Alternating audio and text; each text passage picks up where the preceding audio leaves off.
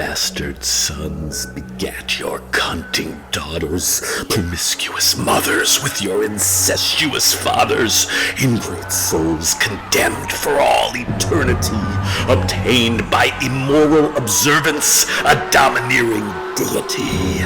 Chaos, rampant in an age of distrust, confrontations, impulsive Sabbath. On and on, south of heaven. On and on, south of heaven. On and on, south of heaven. On and on, south of heaven. Of heaven. Of heaven.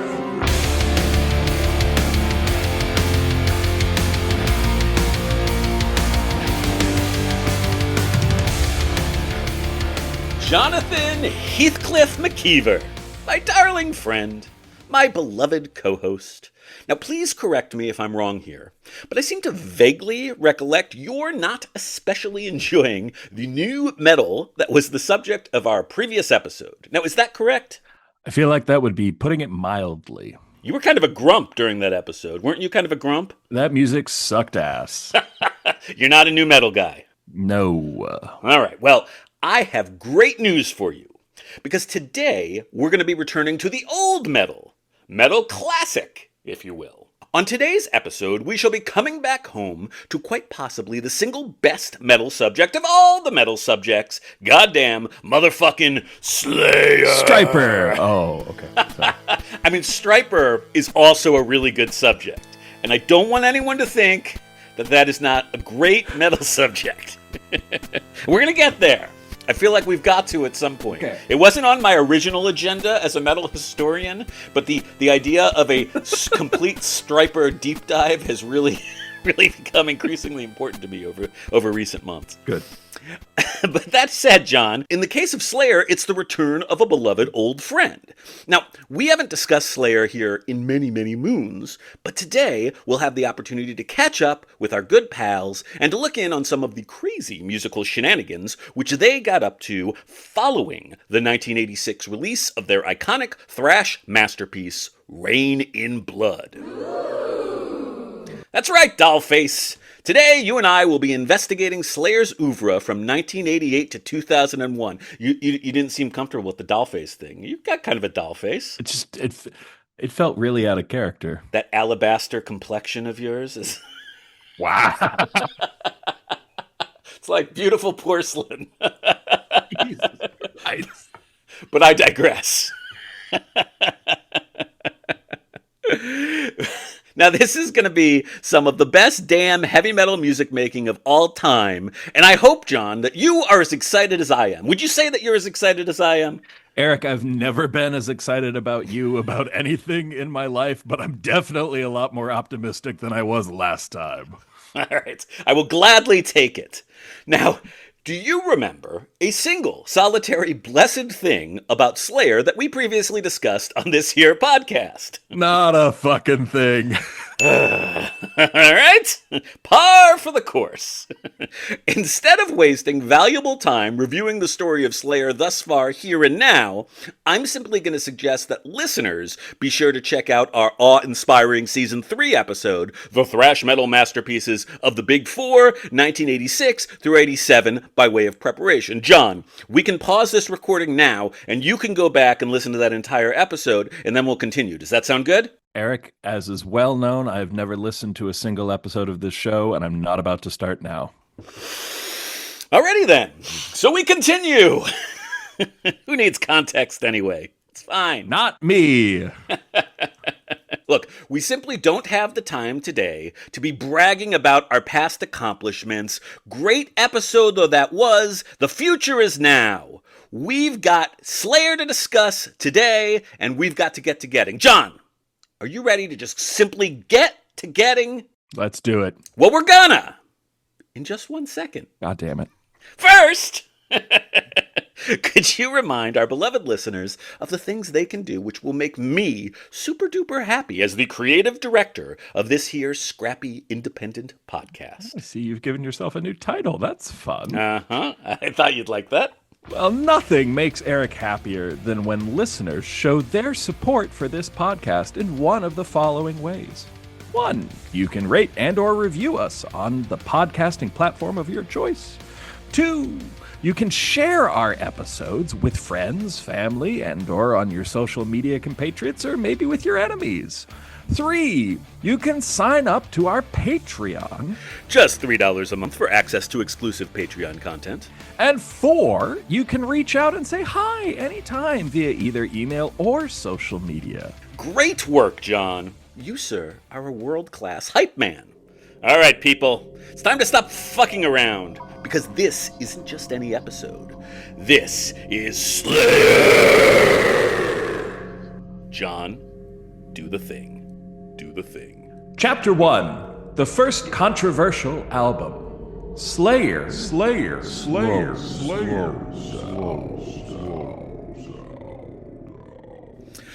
On October 20th, 1986, Slayer, a fearsome collective of titanic thrash masters, including Jeff Hanneman, guitar, Kerry King, guitar, Dave Lombardo, drums, and Tom Araya, vocals and bass, released their third album and breakthrough masterpiece, Rain and Blood. This marked their first of many collaborations with legendary producer, entrepreneur, bearded barefoot dude, and John Nemesis, Rick Rubin, and their first release on his label, Def Jam Recordings. It was also Slayer's first time entering the Billboard charts in the US, where Rain and Blood peaked at number 94. Slayer were a very heavy, very scary band that had finally broken through and were now one of the very most important heavy metal groups in the entire world. Whatever the hell were they going to do next? Now, John, let's just do a thought experiment. I want you to attempt to place yourself into Slayer's shoes circa 1987. Size 20-ish, I would assume. Anyway, you just released a universally acclaimed, popularly successful 29-ish minute slab of unrelenting, lightning-fast, pure sonic fury. Rain and Blood is an album that never, ever lets up, and that is its charm. But how does one follow up such a thing? What do you think? What would you do? I have two choices. I can lean in and keep capitalizing on what was clearly popular and made me great, or I can pivot and do something totally different and completely change who I am as an artist at my core. And I'm guessing, based on this chapter heading, that they went with option number 2. The man is a genius! According to the late, great Jeff Hanneman, for Slayer, quote, "It was just like, we're not going to be able to top that whole album. We're not going to be able to beat that. That's why we did South of Heaven. We just kind of mellowed out a little bit. Not mellow, but slowed down." You, sir, hit it right on the nose. For Slayer's follow-up, instead of trying to keep up with the pace they had established on Rain and Blood, an album, incidentally, with an average BPM of 187, Slayer embraced their inner Black Sabbath, and they found the evil in the slow. July 5th, 1988. Slayer release, South of Heaven.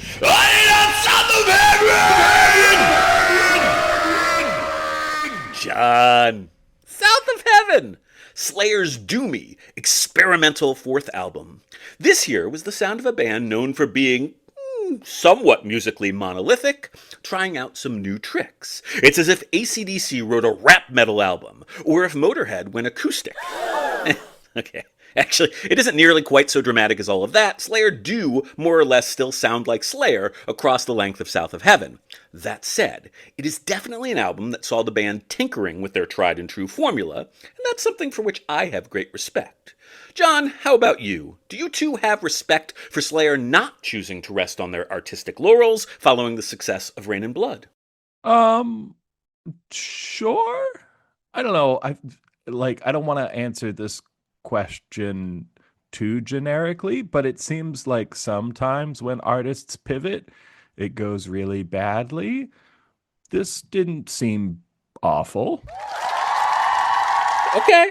Yeah, I think you're right. I think that obviously it's a risk-reward situation. The chances of failure are definitely higher when you rejigger your sound. Yep. But I think in this particular case, Slayer successfully forded the stream and made a great album. You think it's great, right? Eric, you only made me listen to 2 songs. I don't think I should judge an entire album. Look at you! You're in such a good place right now. You're not making these gigantic snap judgments. Every bit of new metal sucks. Entire genre based on like 6 songs. Just wiped off the face of the map. Yes, I can say that definitively. All right. Well, as you mentioned, I included just 2 classic South of Heaven tracks on your playlist, each of which, to me, illustrate Slayer's newfound interest in both slower tempos and in more generally grounded lyrical subject matters than that which they were previously famous for. The title track and Mandatory Suicide were those 2 songs. So, John, specifically, what did you think of these 2 certified motherfucking bangers? So, as you know, I listened to these this morning, so they are fresh in my mind. The immediate thing that stood out to me was the singing on South of Heaven. In point of fact, I texted you to ask if this was a different vocalist or if it was, in fact, the same person. As I honestly, I truly don't remember what I said about Slayer in our last time that we discussed Slayer, but I imagine I had respect for the instrumentals. Similarly here, I thought the instrumentals were really good, smart, enjoyable music making. There was something weird about his voice, particularly in South of Heaven. Mandatory Suicide, I think, was a little bit more like kind of screamy, and while I don't love that, it felt more aesthetically appropriate for the song. South of Heaven is like a very traditionally sung song for the most part, and it just, like, it sounded off to me.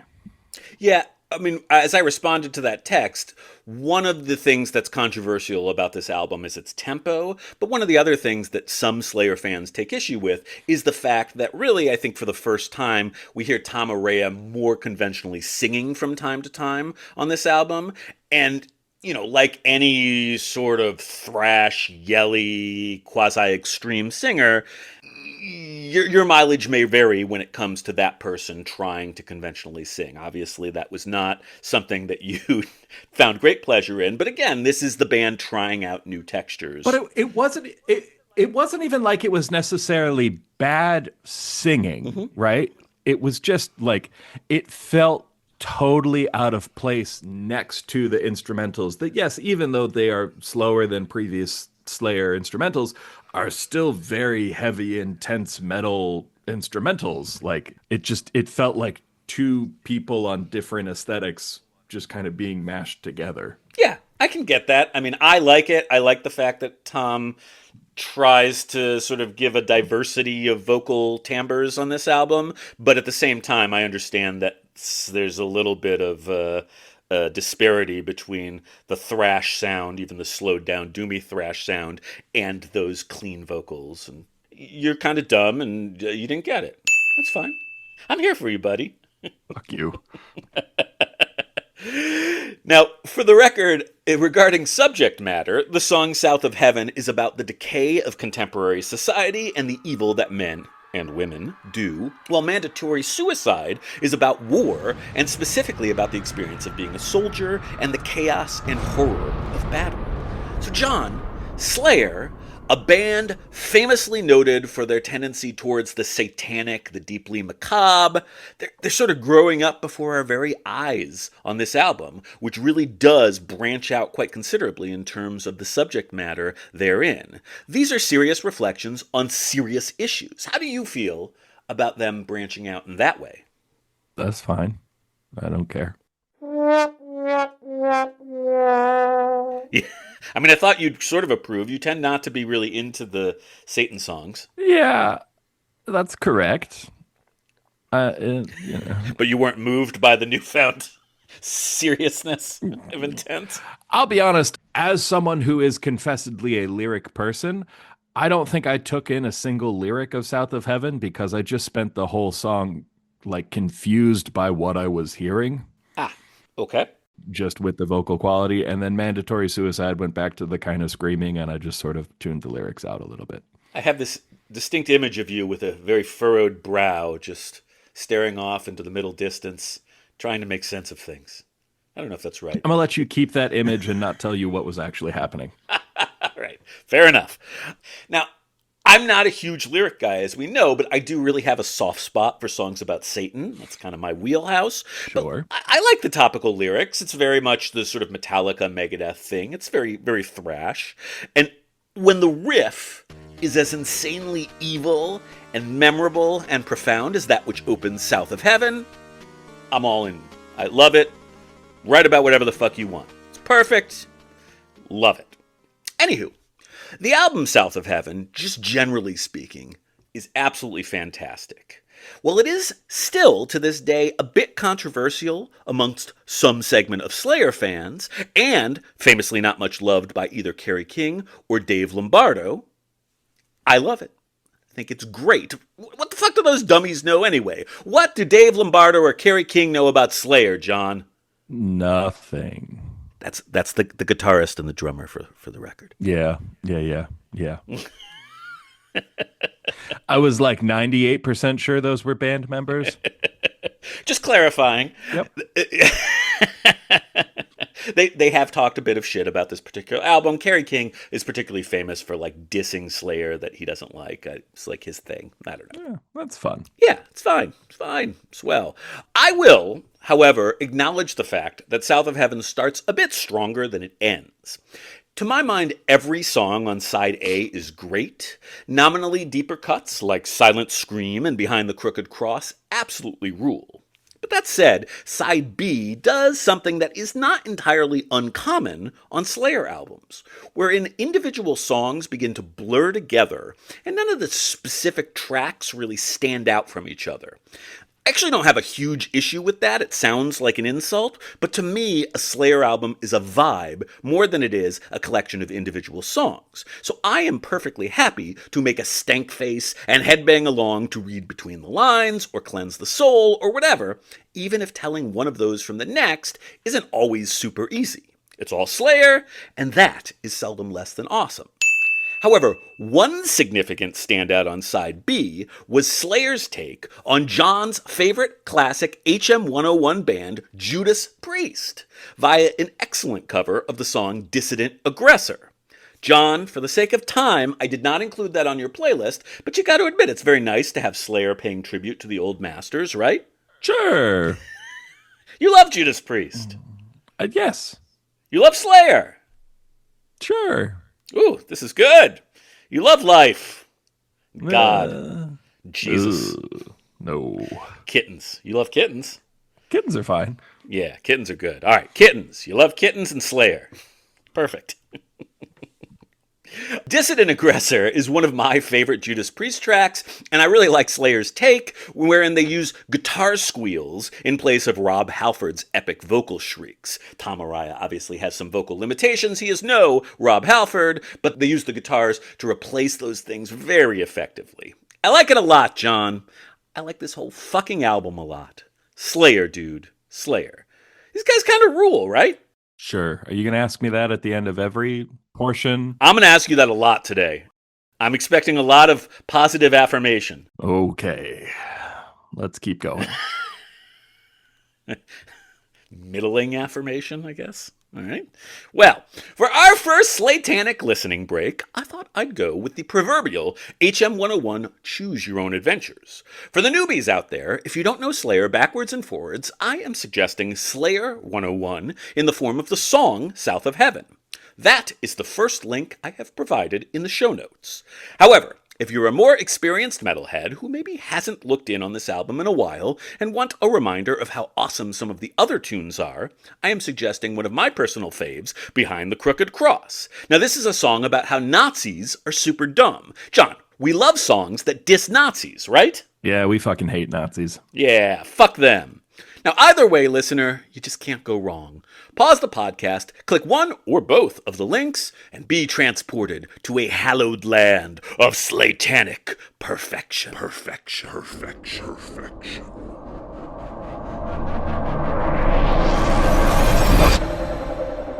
Despite the controversies amongst the most diehard Slayer fans, the still rather uncompromising South of Heaven continued the band's upward trending commercial fortunes, peaking at number 57 on Billboard. 37 spots higher than its legendary predecessor. Wow! And eventually certifying gold. Slayer, John. Slayer. Do you agree? Do I agree with what? The word Slayer or the statement of facts that you made about the album? Yeah. Okay, let's keep going. Slayer. Before moving on, I'd like to provide two contrasting contemporary opinions on South of Heaven, courtesy of the popular music press. Number one! According to Borivaj Krigan, writing for Metal Forces, quote, "It's perfectly clear that the band have made an effort to vary their sound a bit from past material, and in the process, they have created one of the more original sounding thrash/speed metal albums I've heard in a long while. If you're a diehard Slayer fan that doesn't mind hearing something a bit less speed heavy from time to time, you will love South of Heaven. But if you're expecting to hear Rain in Blood Part 2, you'll be in for a major disappointment. Buy or die." Now, John, based on the two songs you heard, would you concur with Krigan's buy or die assessment? I would concur with his musical analysis. I think it's a bit strong to tell people you have to buy an album or die. That feels like something that we should only reserve for new metal fans. Buy and die, or... That's it. You got it. All right, there. I see. I'm going to keep that in mind. Now, contemporary press opinion number two. Kim Neely, writing for perennial HM101 favorite Rolling Stone, derided South of Heaven as, quote, "genuinely offensive satanic drivel." Fuck you! Oh, Rolling Stone. You just never fail to suck. Good job, guys. In my opinion, Slayer followed up a masterpiece with a sharply contrasting masterpiece. But what would our anti-heroes do next? They had broken sound barriers on Rain and Blood, and then plumbed the depths of slow, sinister doom on South of Heaven. Where to go from there? Where, John? Where? Before releasing their next album, which, spoiler alert, Eric thinks is yet another Stone masterpiece, A Stone masterpiece. Slayer were busily touring and getting themselves banned from a variety of coastal performance venues. Indeed! Slayer split their time touring to support South of Heaven between opening for our beloved Judas Priest and headlining smaller venues with Motorhead and Overkill opening up for them. Over the course of this tour, Slayer's uniquely enthusiastic fans managed to get the group banned from venues in both Los Angeles and New York City. John, a bi-coastal banning. That's pretty impressive, right?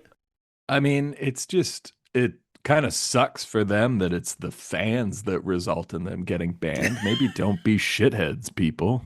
That's a fair assessment. Well, on August 12th, 1988, attendees rioted at the Hollywood Palladium after the venue oversold the show such that many paying ticket holders could not get inside. Now, John, Slayer fans may or may not be dangerous, violent sociopaths, but even you have to admit that the venue holds a bit of the blame for that one, no? Yeah, that's definitely on the venue. Yeah.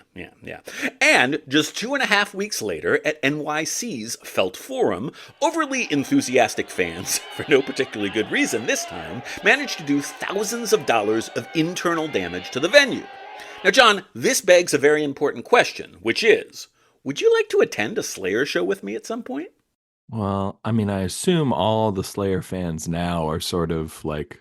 old and tired? I was going to say just tired. I was just going to say tired, but I feel like there's probably less property damage at shows now. I think you're probably right.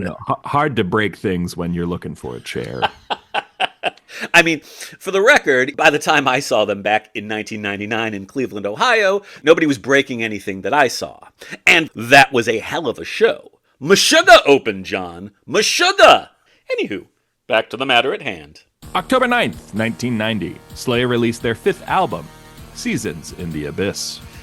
I don't know about you, Dr. J, but I love a good abyss. And nobody does abyss like Slayer do abyss. This album rules!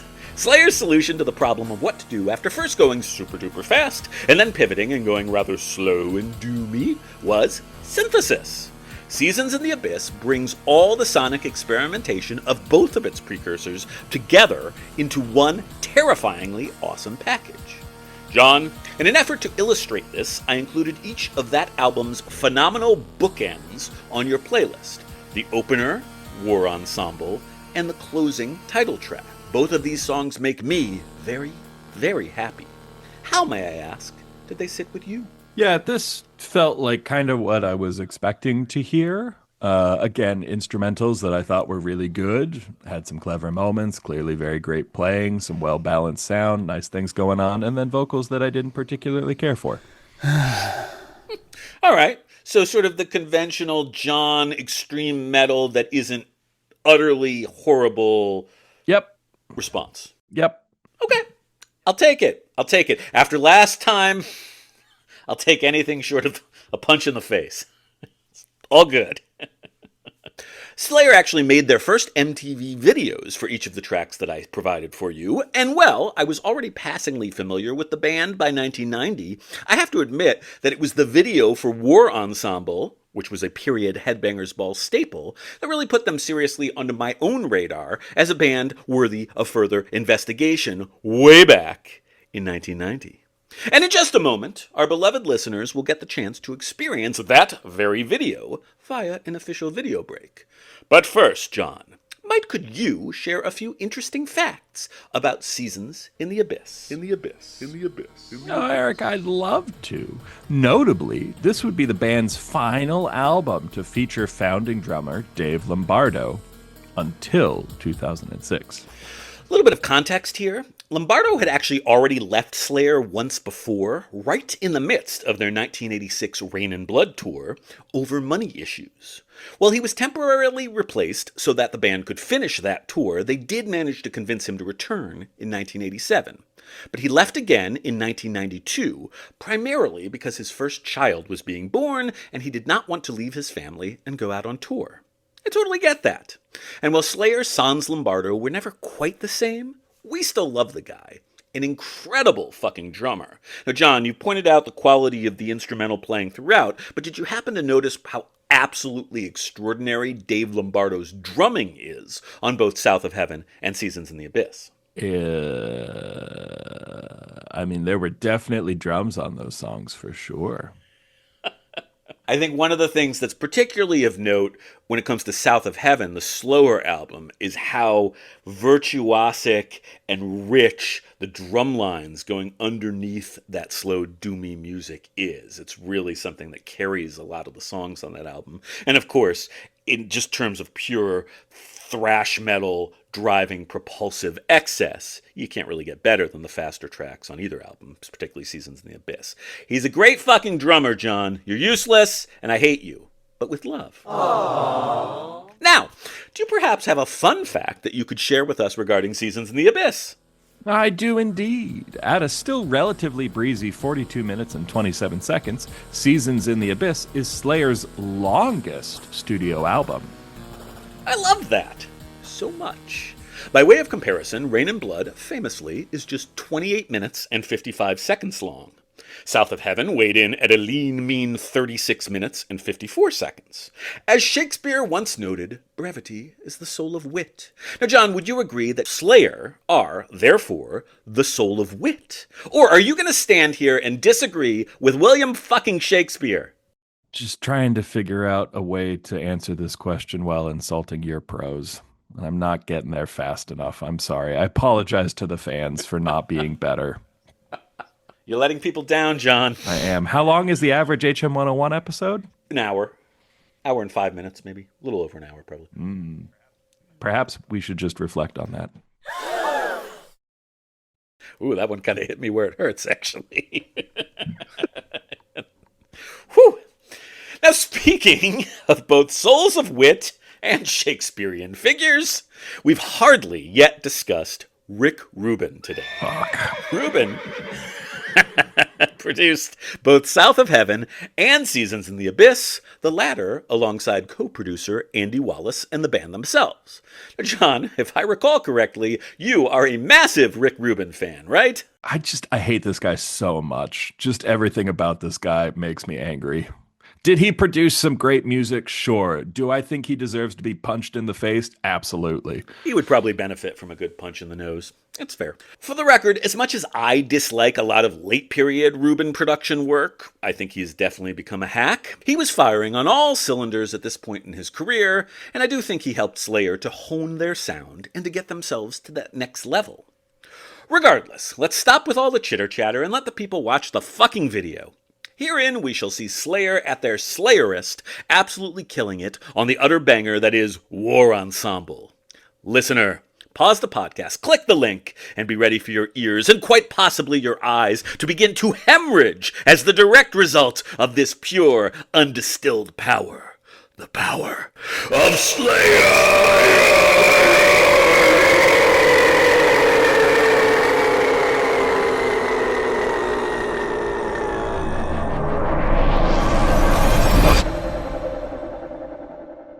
That one kind of sounded like a bowel movement. Slayer! There we go. Definitely not a bowel movement, or a really weird one. That'd be crazy. It's when you call the hospital.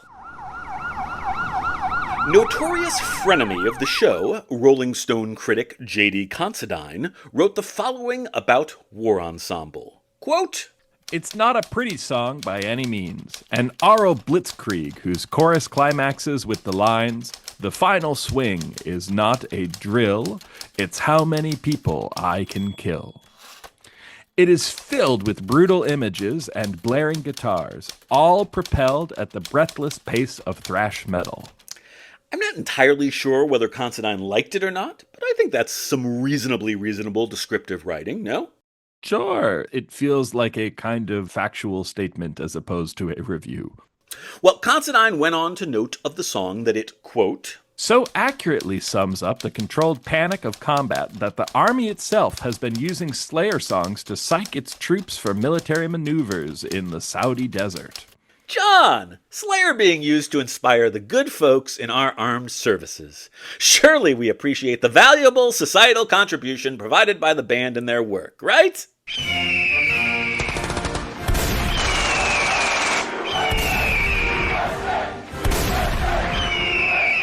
I would love to know how Slayer felt about that. That would be interesting to look into. I'm going to guess, as you'll see as we talk a little bit further about their personal politics, that they were pleased by it.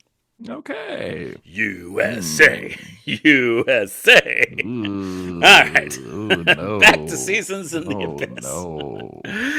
That bad boy managed to make its way all the way into the top 40 on the U.S. charts. Actually, it peaked at number 40, but top 40 is top 40. John, have you ever had a top 40 album on the Billboard charts? I have not. Nor have I.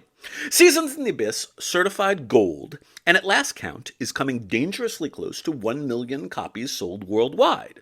Now that's a goodly amount of sonic evil out there, John, wouldn't you say?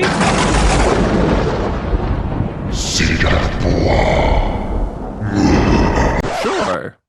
I mean, no one buys albums anymore, so I suppose 1 million is pretty good. Right. It is truly a great album, and aside from the bookends, which I put onto your playlist, it contains an assortment of other Slatanic classics, including Dead Skin Mask, Gross. an ode to very zeitgeisty serial killer Ed Gein, and the preposterously catchy Skeletons of Society, a song about the always fun subject of nuclear annihilation and its hellish aftermath. Jay Shizzle, I assume that based upon all of this, you can tell what an absolute delight of a fucking album Seasons in the Abyss is, right? It just sounds like just a delightful romp through a sunny meadow. A hoot. A real hoot. Meanwhile, I think it is fair to say that Slayer, individually, and thrash metal writ large, more or less peaked in the fall of 1990 and summer of 1991 during the legendary Clash of the Titans tour, which featured Slayer along with fellow Big Four thrash superstars Megadeth and Anthrax as co-headliners. This massive celebration of thrash at its very peak was hugely commercially successful, but in a harbinger of the dark times to come, the opening act for this tour was a poorly received, much derided, and even occasionally spit upon little band called Alice in Chains, who would soon rise up to become alt-metal titans in the very same era in which thrash metal would crash back down to earth. Slayer in the 90s, after Seasons in the Abyss. The fallow period. The fallow period. The fallow period. The fallow period. Buck up, Slayer. It happens to lots of guys. John, you've had this experience. Tell Slayer it happens to lots of guys. Hey, it happens to lots of guys. This is totally normal. Nice. Anyhow, Slayer's artistically fallow period actually got off to a fairly strong start with the October 22, 1991 release of the double live album Decade of Aggression. John, are you aware of what Slayer originally intended to title this solid slab of sonic ferocity? You know I'm not. They were going to call it Decade of Decadence, which many of our listeners will know as the name of a Motley Crue compilation, which was released just 1 month earlier. Now, John, gun to your head, which album are you bringing to a desert island? Slayer's Decade of Aggression or Motley Crue's Decade of Decadence? I have not heard either, but my gut tells me probably the Slayer album. I think that's wise. I, too, am Team Slayer all the way on this one. It's an easy choice. That said, well, I think Decade of Aggression is a very solid, career-spanning, to that point, collection of tunes played exceedingly well. It isn't really what I'd call a classic live album or anything. Slayer were always a really incredible live band, and I don't think this album quite manages to capture their distinctive black magic. Still, if you're a Slayer fan who hasn't had the pleasure, do check it out. Perhaps you'll fall instantly into the sort of dark and fiery love that stinky people like John couldn't possibly understand. Anyways, things are about to get appreciably more fallow, so enjoy the classic Slayer whilst you can. 1992, a new drummer. A new drummer. A new drummer. As mentioned previously, between the birth of his first child and the increasingly fraught intra-band tensions, Dave Lombardo exited stage left in 1992. His replacement would be the excellent thrash metal jack-of-all-trades Paul Bostaph, who had begun his career in the classic Bay Area thrash band Forbidden. In the ensuing years, he drummed not only for Slayer, but also for Exodus and Testament, among others. Jack-of-all-trades indeed. Bostaph really is an amazing drummer, and while he doesn't manage to bring quite the same magic to Slayer that Lombardo did, it would be tough to find fault in his contributions. His first recording with the band was in 1993, when Slayer collaborated with Ice-T on the Judgment Night soundtrack, performing a medley of songs originally by the Scottish punk legends Exploited. Now, John, do you remember any of our prior discourse re the Judgment Night soundtrack? You're making that up, right? We haven't actually talked about this. It's on tape, John. No. I feel like I would have remembered Ice-T and Scottish punk coming up on this podcast. The main context in which we discuss this is as an important museo-historical artifact from a mostly forgotten film. I don't think anyone remembers the movie Judgment Night, on which metal bands and hip-hop artists were paired together for a bunch of collaborations. It's like a monument to very early rap metal. Interesting. Yeah, it's very cool.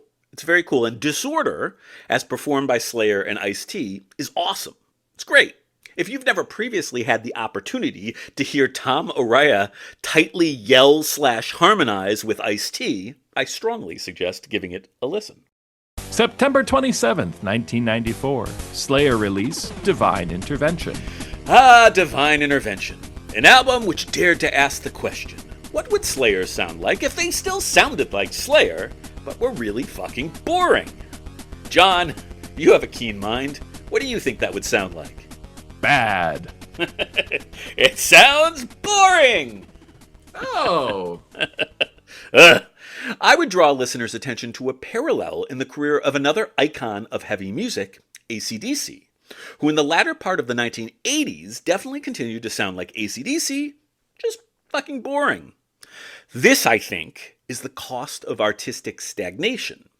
Fans may think they want their favorite bands to sound the same from album to album, but eventually there is always the danger of diminishing returns. Divine Intervention, which is by no means a terrible album, represents those diminishing returns for Slayer and their fans. According to Tom Araya, quote, "That's the album where everything changed in terms of songwriting. It became more of an individual thing. Songs were coming in all worked out. I didn't write any of the music on that album. I just wrote words, and if guitarist Kerry King and Jeff Hanneman didn't like what I wrote, they'd just rewrite them. According to drummer Paul Bostaff, quote, I was almost left to my own devices, which was kind of strange. After a take, I'd ask Kerry and Jeff, what do you guys think? And they'd just shrug their shoulders. I learned I was on my own, you know? John, does all of this sound like a recipe for collaborative success to you? Well, no, it also sounds very strange. Like, it's weird that they didn't like the lyrics to the point where they would rewrite them, but also they didn't have opinions about the drums. Like, if you care about the lyrics, write the lyrics. But why do you not care about the drums? Like, these all feel like important parts of songs. I'm confused. I think what's going on here could best be described with the phrase bad vibes. I think the vibes were just off at this point, and nothing was quite firing on all cylinders. That's my prognosis. It's a very academic take. I like it. Additionally, this was the album where Slayer's drunk, angry uncle energy, politically speaking, started seriously rearing its ugly head. The song Dittohead paid tribute to the not-so-dearly departed right-wing media stalwart Rush Limbaugh. Speaking of that song, guitarist Kerry King said, quote, Rush said it best. Penalize the achievers. Why should I get penalized for learning how to make money? I didn't have all the opportunities. I didn't have scholarship, but you don't hear me bitching about fucking having to sit in the gutter. I got off my ass and did something with my life. That's what being an American is about. Not sitting on your ass and letting the rich people pay for you. Okay, Uncle Kerry. Thanks for the unsolicited opinion. Could you pass the fucking stuffing now? Anywho, it's a weird album. I don't hate it, but I don't really imagine a situation in which I'd ever be inclined to pull it out for a listen if I wasn't doing research for a podcast episode. Not a great sign. That is why I did not include any songs from Divine Intervention on your playlist, John. You okay with that? Eric, I'm thrilled with that. Great. Despite being a mediocre album released directly into the fetid hellscape for classic metal bands that was 1994, Divine Intervention sold nearly 100,000 copies in its first week of release, peaked at number 8 on Billboard, and eventually certified gold. Apparently, Slayer were heavy metal recession-proof. Weird, right? Well, perhaps this is a commentary on the validity of using Billboard rankings as artistic judgment. I would personally assert that that is a not valid approach to measuring artistic worth. You? Yeah, I think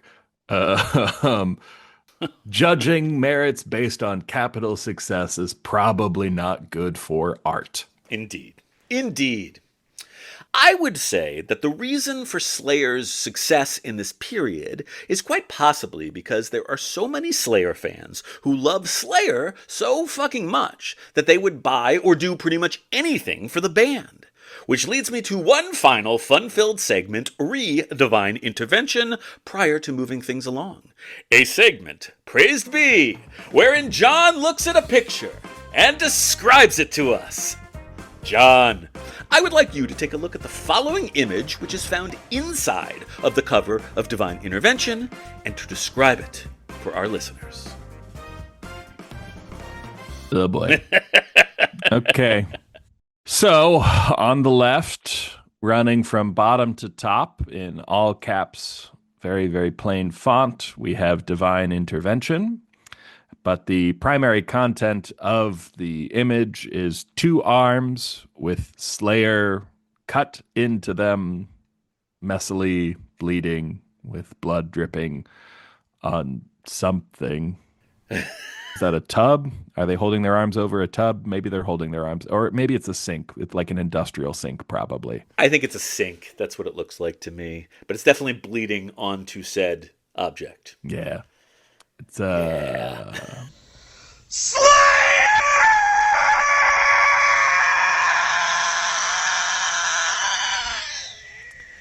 It's not pretty. No, but it says something about something, I think. Well, but let's dig in a second. What does it say? What does carving the name of your band into your arms have to do with divine intervention? Also, why is this band that thinks people should do things for themselves interested in the concept of divine intervention? I think the divine intervention here is sarcastic. I believe that there's a real sort of negative take on that which the divine does to intervene in society and the world and all that. But I would also say there is an interesting contrast here between this idea of laughing at the Dittohead and at the same time certain segment of Slayer fans that will do anything the band asks them to do, up to and including carving the logo into their arms, as seen in this image. Folks, cults are bad, and cults are not just what you think of as a cult. Was Heavy Metal 101 a cult? God, no. There are like 3 people who like this. Yeah, but they fucking love it. Okay. Now, fun fact, the young fan who allowed the Slayer logo to be carved into his arm for this image was paid. No, this is real? Oh, yeah, you didn't think this was real? You thought this was simulated? No! Oh, I'm sorry. Yeah, that's all real. No, sorry. What the fuck? Hence my thesis about Slayer fans who are willing to do up to pretty much anything for the band. Oh, it's so much worse than I thought. Now you see. Now, at long last. Yikes. I mean, the fan got paid a whopping $250 for that. So, I mean, that's not nothing, John. Does that seem like reasonable compensation to you? Absolutely not. No, to me neither. I'm sure his parents were very proud. Anywho, Divine Intervention, while not awful, was pretty inarguably the weakest Slayer album up to that point.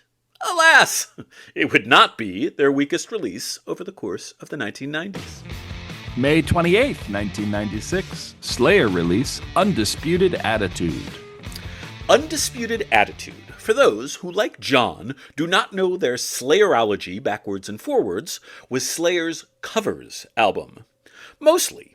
Specifically, it was the band's opportunity to pay homage to some of their heroes, and specifically their heroes from the punk, hardcore, and crossover scenes. On this album, they performed their take on songs by artists including Minor Threat, DRI, The Stooges, and more. They also included 2 early Jeff Hanneman-penned punk tracks, Can't Stand You, and the offensive but amusing DDAMM, Drunk Drivers Against Mad Mothers, as well as one new Slayer song, Gemini. Note, for the first time since Rain in Blood, Rick Rubin served as neither producer nor executive producer on this album. It was instead produced by 5-time Grammy Award winner David Stewart Sardi. Now, John, you might think that's a good thing, what with Sardi's pedigree and your Rick Rubin blood feud and all, but I'm here to tell you, I fucking hate Undisputed Attitude. I am just not a punk guy to begin with, and while the idea of Slayer performing punk with their unique musical muscularity and tightness sounds pretty neat, I just don't enjoy this outing one teeny tiny little bit. John, do you think this makes me a monster? Absolutely not, Eric. It brings me joy to see you hate music. Hatred. I feel it growing powerful within me. Broadly speaking, this is yet another fairly controversial album amongst Slayer fans, and I happen to be in the Undisputed Attitude Sucks camp. That said, people like what they like, and I wish fans of this album well.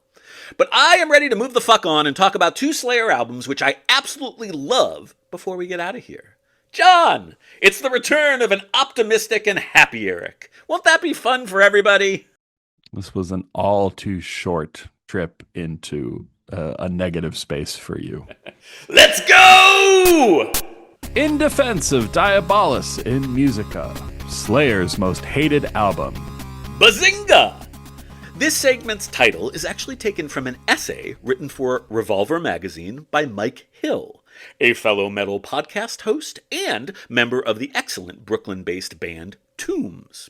I stole the title because I, like Mike, stand ready to defend this, arguably Slayer's most hated album, Diabolus in Musica.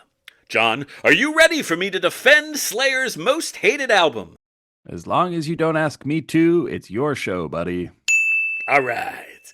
Part of the issue, I think, is that Kerry King, who has never been shy about periodically talking shit about his own band's music, has frequently gone on record saying that he doesn't like Diabolus in Musica, which, incidentally, the band released on June 9th of 1998. King said the following about this album and about heavy music in the 90s more broadly. Quote, I was very disenchanted by music because bands that were getting popular I didn't understand. And I still don't understand. I never liked Limp Bizkit. I never liked bands of that era. It just bummed me out and turned me off, and it's really visible to me on Diabolus in Musica. I didn't pay any attention to that album. John, I feel like you and Kerry King might just see eye to eye on this issue of not understanding the popularity of new metal bands like Limp Bizkit, right? I don't like that I have to say yes, but yes. I mean, sitting around that Thanksgiving table, at least this gives you a little bit of common ground to talk about. You don't have to talk about Rush Limbaugh. You can talk about new metal sucking. That's nice, right? Great. Sure. All right. Well, I'm sending invites out to both Kerry and you for next year, so just be aware it's going to be relatively peaceful, I think. We'll have a good time. I think it worth noting that King has just a single writing credit on Diabolus in Musica for the song In the Name of God. Everything else on this album was penned by Jeff Hanneman. Mayhaps King was just pissed about being creatively sidelined? John, could you even imagine if I took total creative control of our podcast and did all of the writing and editing by myself? Wouldn't that just drive you crazy? No? I'd have a real issue if you asked me to do any amount of work on this podcast. What you contribute is so perfect, there's nothing else for me to ask. Anything else would just be gilding the lily. The general trope at play here, at least amongst fans who don't like this album, is that Diabolus in Musica was Slayer's new metal album. And in the tradition of new metal bands of that era, they did tune way down this time around, all the way to C sharp, a minor third below standard tuning. And Hanneman was writing generally slower, groovier riffs at the time. That said, I think Mike Wall put it well in his essay when he wrote, quote, Despite what its numerous detractors might say, Diabolus in Musica still rocks hard. Sure, it doesn't sound like Rain and Blood, but it stands as a welcome experiment for a band that has helped define extreme metal. Though Slayer incorporated some of the tropes of nu metal into their sound, it was more a flirtation with what was considered modern in the late 90s, and a Slayerization of that, than it was any kind of full-fledged kowtowing to the trends. There is still more than enough Slayer in there for the record to feel dangerous. John, I included the single, Stain of Mind, which I think is probably about the very most nu metal adjacent track on the entire album, on your playlist. As a world-class hater of nu metal and all that it stands for, I'm curious. What did you think? This was definitely the least favorite track on the playlist for me. Okay. It definitely sounded like the 90s, and I didn't particularly enjoy it. I did not hate it viscerally like I did with all the new metal stuff that you made me listen to last time. Okay. All right. I think that makes sense, and it's not outside of the realm of what I expected. As I said, I think that song is really the most nu metal track on the album. And most of it is just little allusions, a little bit of 90s style creeps in, but it really does sound like Slayer. It's a freaking excellent album. For the record, both Araya and Bostaff speak very highly of Diabolus in Musica. And I personally think that this was the album that got Slayer out of their fallow period, recharging their artistic batteries via a minor dalliance with then contemporary heavy music idioms. But let's let the listeners decide. Listening break time. See what you, darling HM 101 listener, think about new Slayer. Maybe send us a friendly email re your thoughts on the great Diabolus in Musica debate. Meanwhile, John and I will be back on the other side.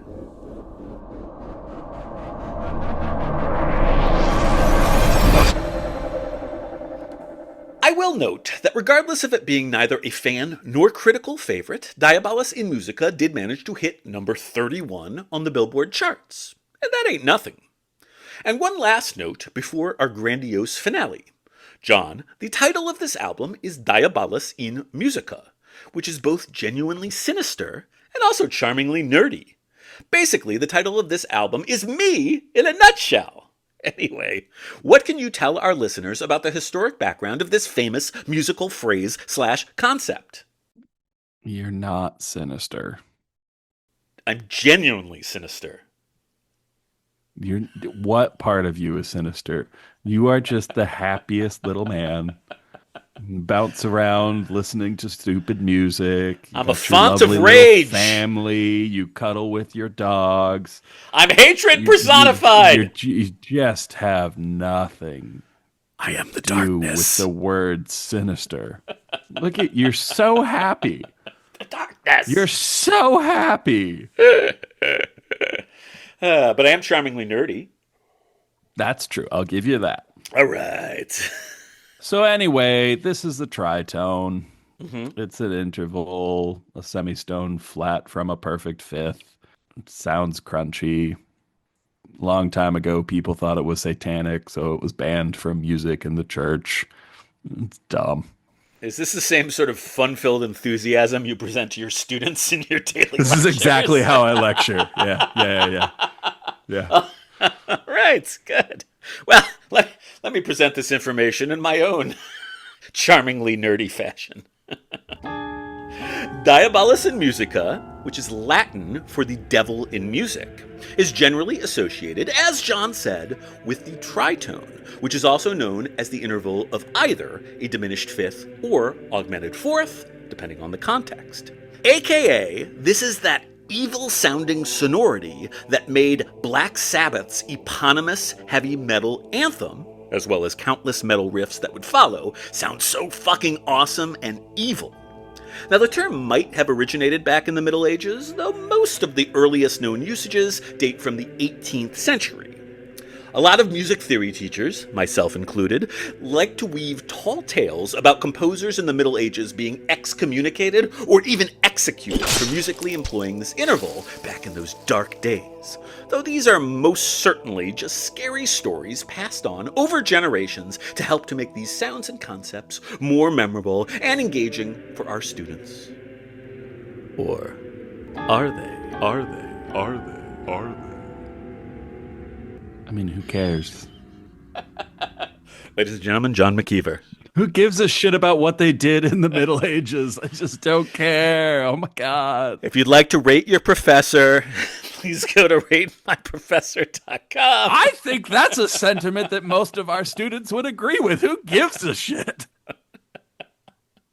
Probably right. Yes. Probably right. Slayer at the fin de siècle. Slayer toured Diabolus in Musica from 1998 through 99 with an assortment of extraordinary opening acts, including Sepultura, System of a Down, Fear Factory, and, as previously mentioned, Meshuggah. John, I happen to think Slayer and Meshuggah's 1999 Cleveland show was perhaps the single greatest thing to happen in the entire history of that city. Can you think of anything better that ever happened in Cleveland? Maybe when LeBron returned and won the NBA championships. Actually, that was pretty exciting. Shut up! Okay. Asshole. Meanwhile, as the millennium roared to a close, Slayer released a couple of one-offs, including the song No Remorse, I Wanna Die, in collaboration with Atari Teenage Riot for the Spawn soundtrack, and a cover of Black Sabbath's Hand of Doom for the Sabbath tribute album Nativity in Black 2. Both are cool, but the artistic big-ticket item from this portion of Slayer's career would arrive at a very difficult moment early in the 21st century. September 11th, 2001, Slayer release, God Hates Us All. Now, I can hardly think of a more appropriate album title for that particular awful day in world history. Now, John, where were you on September 11th, 2001? I was pretty sure I was still in elementary school. Yes, I was still in elementary school. You're so young. I know. It's so weird. I remember... so I was living in Alaska, so obviously it was very early when this actually happened, but I remember being woken up and being told that we wouldn't have school that day because something had happened, and then going down and turning on the TV and seeing the news and watching the news and, being old enough to understand that this was something really bad, but not being old enough to fully comprehend the extent to just how bad it was and the resultant things would be. I, on that date, was a 20-something living in New York City. My then girlfriend, now wife, was already off at work in Lower Manhattan, just 3 miles north of the World Trade Center when the planes hit the towers. Moments thereafter, I was shaken awake, much like you, by my roommate, who filled me in on what was afoot. Now, the Twin Towers were actually directly across the East River from our Brooklyn apartment, and I watched them fall from our rooftop, which was fucking horrible. And I will always remember seeing God Hates Us All posters in the music store windows all around the city in those dark, very spooky days and weeks that followed. At that time, I have to admit, I was in no state to check out a new Slayer album, and it would be a little while before I actually was up for exploring the album. But explore it, eventually, I did. And I do believe that God Hates Us All was Slayer's final true musical masterpiece. John, I included the classic title track in all but name, Disciple, on your playlist. What did you think? It felt better than the previous track. I honestly liked the earlier stuff more, but this was not bad. Okay. I think they definitely shed pretty much, I don't want to say all, but most of the post-Seasons in the Abyss stylistic choices at this point. They're definitely back to sounding like Slayer. Well, allow me to offer a few notes about this fantastic album. 1. Once again, Slayer were without the services of Rick Rubin for God Hates Us All. John, I'm sure you'll be disappointed to learn that Slayer did not have access to Rubin's keen musical insight this time around, no? Oh no. Whatever will they do without him sitting there saying random sentences that don't make any fucking sense? Funny you should ask. 1 continued.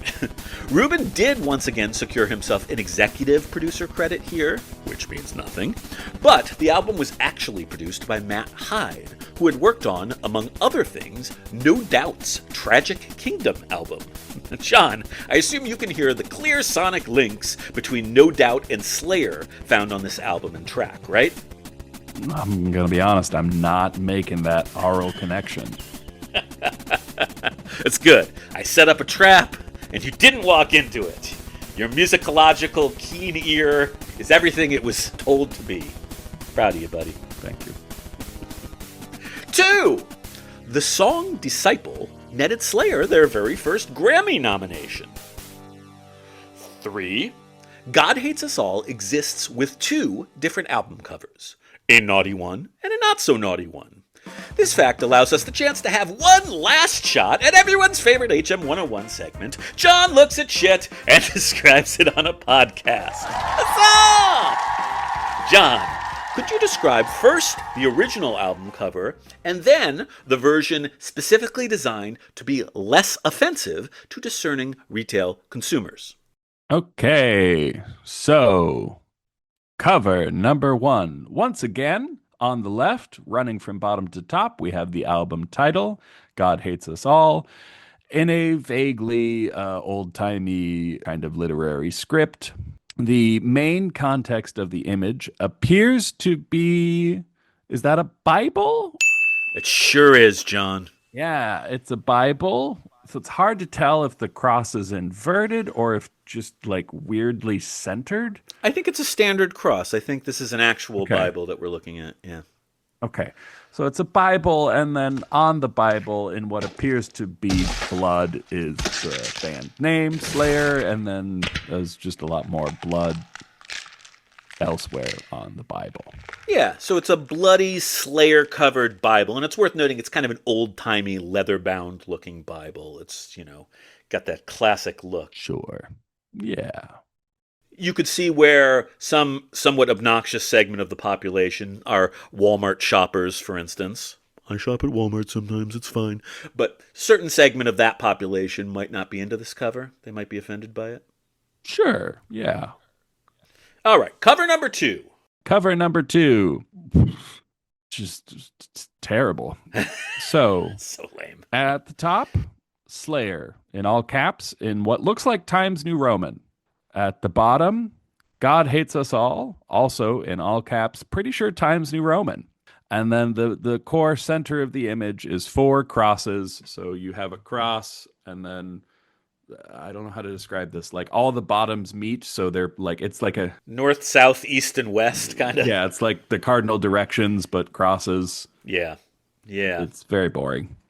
Are they brown? Is the text brown? It's like kind of a goldish color is what it's, a goldish brown, I guess. Bronzish, maybe, is a better way to put it. I hate this cover. I think it's so lame, and I love the original cover, which I think looks great. I don't actually recall ever seeing the original cover in the stores, but, it's a long time ago. I mean, look, the original cover doesn't appeal to me because I don't love blood, and that's just sort of like, why are you being gross? Don't do that. But this looks like it was designed by a 12-year-old for a class assignment in a Word document. It's this second one is truly garbage. Yeah, I agree completely. Garbage. Now, Kerry King, as he is wont to do, talks a bit of shit about the original cover, but I think he's just covering for the lame-ass sellout that is cover number 2. Whatever! The album, regardless of the cover, rules, and it is classic Slayer through and through. It peaked at number 28 on the Billboard charts, but like all Slayer albums following Divine Intervention, it did not certify. C'est la vie. God Hates Us All still provides us with, amongst other great tracks, the mighty Disciple, which is a perfect choice for a final listening break before we get the hell out of here. Listeners, pause the podcast, click the link, and John and I will be right back to close us on out.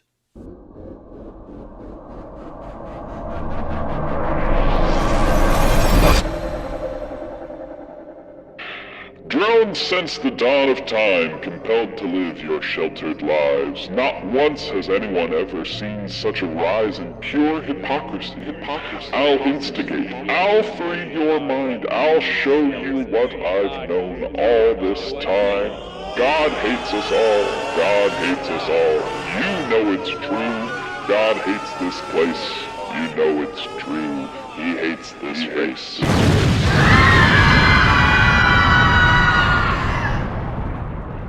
Yeah, he does. You don't like that last rhyme, do you? I really don't. No, I really It's don't. weak. It's a little weak. The hook is great, though. God hates us all. Ooh, that one cuts. I like that one.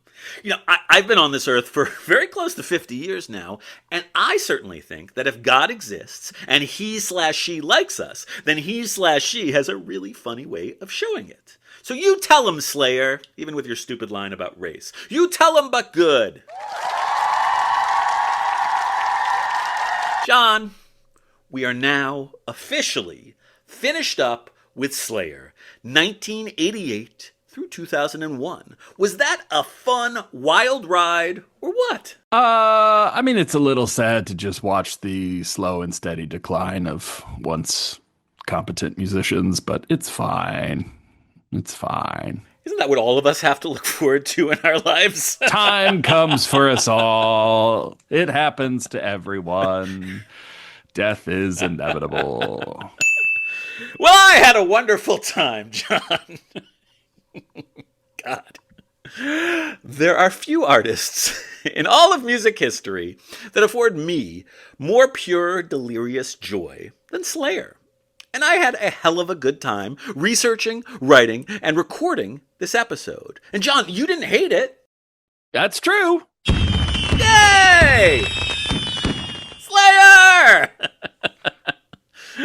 Thanks everyone for listening. We love you so much. John and I will be back next month with more fun-filled HM 101 goodness. Until then, John, do you have any parting words for our dear listeners? Slayer! Is that the one where your poops go weird? That's the really concerning poop one, yes. And that's a wrap.